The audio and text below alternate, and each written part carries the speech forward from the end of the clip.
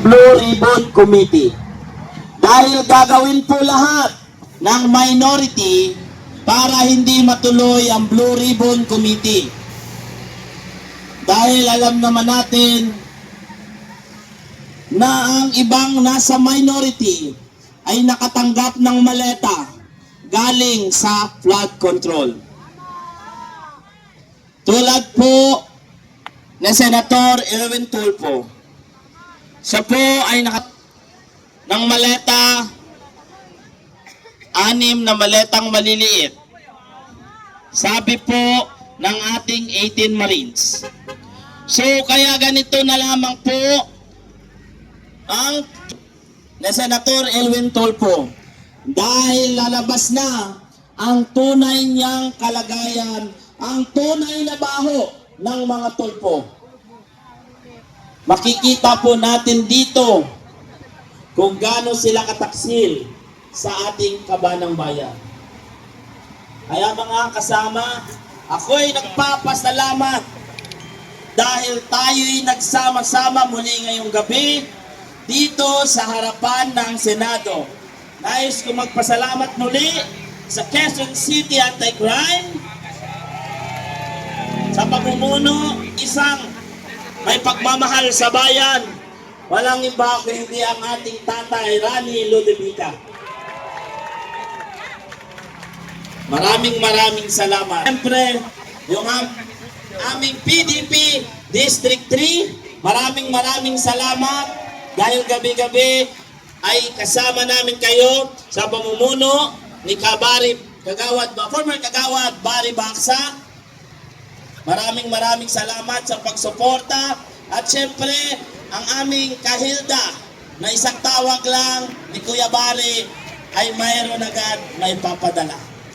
At siyempre ang ating kasama din, ang ating tagapagtanggol sa mga nagdedemanda sa atin ng walang kabuluhan. Walang iba kung hindi si Atty. Manuelito Luna at ang kanyang may bahay. Ang ating United Duterte Vloggers, maraming salamat sa inyo. At ang ating pinakamamahal at matapang na Duterte Riders Supporters, maraming salamat sa inyo.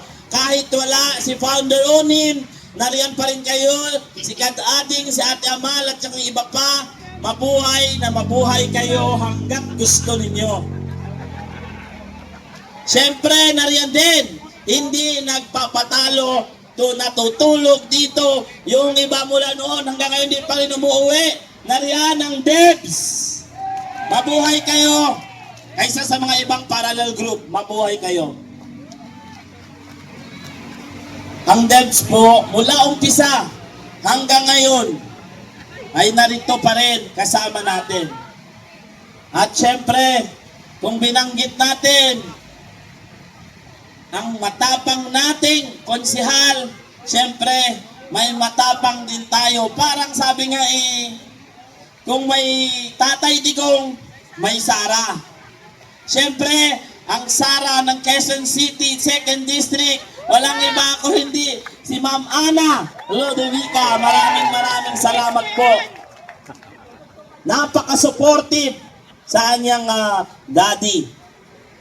No? So, alam naman natin, hindi itong mangyayari gabi-gabi kung wala ang nag-iisang katuwang natin dito at sumusuporta, Tatay Rani Ludovica. Maraming salamat po, Tay. Alam kong sabi mo nga kanina, maaga ka uwi dahil paghahanda para bukas dito sa ating pagtitipon.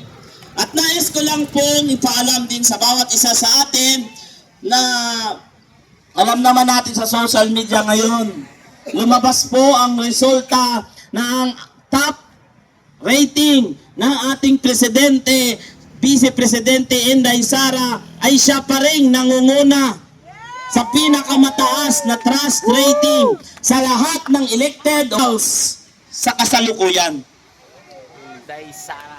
Isa lamang po itong patunay na ang mga Duterte kahit anong gawin ay hindi matitibag dahil mahal siya ng mga ordinaryong Pilipino. Naniniwala ba kayo na ang ordinaryong Pilipino ay sinusuportahan si Inday Sara Duterte? Totoo po yan. Dahil nung panahon ni Tatay Digong, doon lamang po natin naramdaman ang pagmamahal niya para sa mga mahihirap at na nasa laylayan. Sa kanya lang po natin nakita ang malasakit na pagmamahal para sa mahihirap. Pag sinabi ni Tatay Digong, noon naalala nyo sa Manila Water, na kung sisingilin nyo ng mataas ang mga inyong mga consumer, ay ipapasarado ko yan. Dahil natakot sila dahil may paninindigan si Tatay Digong, agad nilang sila pa ang nagbayad sa gobyerno para magpatuloy ang serbisyo. Yan po ang gusto natin sanang mangyari sa ating bansa, na maibalik sa mga mahihirap ang dignidad at prinsipyo sa pamamagitan ng isang leader na matatag na kayang ipaglaban ang taong bayan. Yan po ay mangyayari lamang kung si Inday Sara Duterte ay ating magiging presidente. Kaya po mga kasama, sama-sama po tayong harapin ang lahat ng pagsubok na dumarating sa ating bayan, dahil walang pagsubok na dumating na hindi kaya ng Pilipino. Dahil sa lahat ng lahat ng bansa, tayong Pilipino bukod tanging pinagpala. Kung maayos lamang ang ating namamalakad sa ating gobyerno, ang Pilipinas po ay napakamayaman. Pero wala, iilan lang na mga politiko ang matitino. Kaya tayong mga mahihirap ay patuloy na naghihirap, at ang mga politikong mayaman ay mas lalong yumayaman.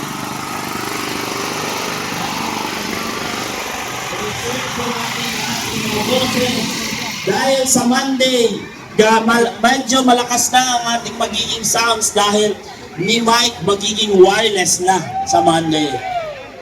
Kaya nais ko pong tawagin dito sa entablado para magpahayag ng kanyang pananalita at ng kanyang saloobin laban sa administrasyong ito. Walang iba kung hindi si Attorney Manuelito Luna.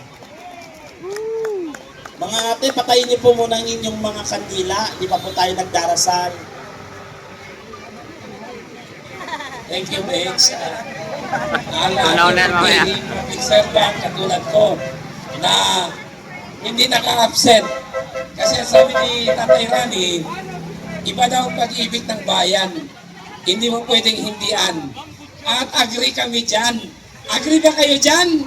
Agree! Kaya, andito tayo gabi-gabi mula ng Mayo 11. Andito tayo dahil sa pagmamahal natin, dahil sa pag-ibig natin sa bayan. Mahal natin ang Pilipinas, kaya ayusin natin ang Pilipinas. At huwag nating kalimutan, ngayong 12/01 ay birthday ng ating pag-asa, our beacon of hope, Vice President Inday Sara C. Duterte. Pwede ba kumanta muna tayo na happy birthday, Bench, bago ko mag-continue? Can you lead it muna? Okay, sabay-sabay tayo. 1, 2, 3. Happy birthday! Pasensya na, hindi ako marunong kumanta. Isang babuhay na happy birthday. Okay, 1, 2, 3, go! Happy birthday to you. Happy birthday to you. Happy birthday, happy birthday. Happy birthday, VP Inday Sara Duterte. Maraming salamat sa lahat. VP Sara, kung nagmumonitor ka ngayon, dinadalangin din namin ang iyong kalusugan, ang iyong katatagan. Kasi ikaw ang aming pag-asa, our beacon of hope. Matatag ang Pilipinas kung matatag ang aming vice-presidente. Maraming salamat, VP Sara, for giving us inspiration, hope, at pag-asa. Ngayong gabi, gusto kong i-emphasize na nandito tayo for a variety of reasons. Naninindigan tayo, di po ba? Hindi para manggulo, hindi para sirain ang gobyerno, kundi depensahan ang demokrasya natin. Isalba natin ang ating demokrasya, isalba natin ang ating gobyerno. Ang gobyerno, may-ari niyan, ang taong bayan. We are a democracy, a government of the people, by the people, and for the people. So, ang ating italangin din sa buong may kapal, regardless of our religion, ay bigyan tayo ng sapat na lakas para maayos natin ang gulo at maprotektahan natin ang Senado, maprotektahan natin ang institusyon ng gobyerno, maprotektahan natin ang bayan. Wala tayong ibang hinangad, kundi ang mabuti para sa bayan, hindi para sa pansariling interes.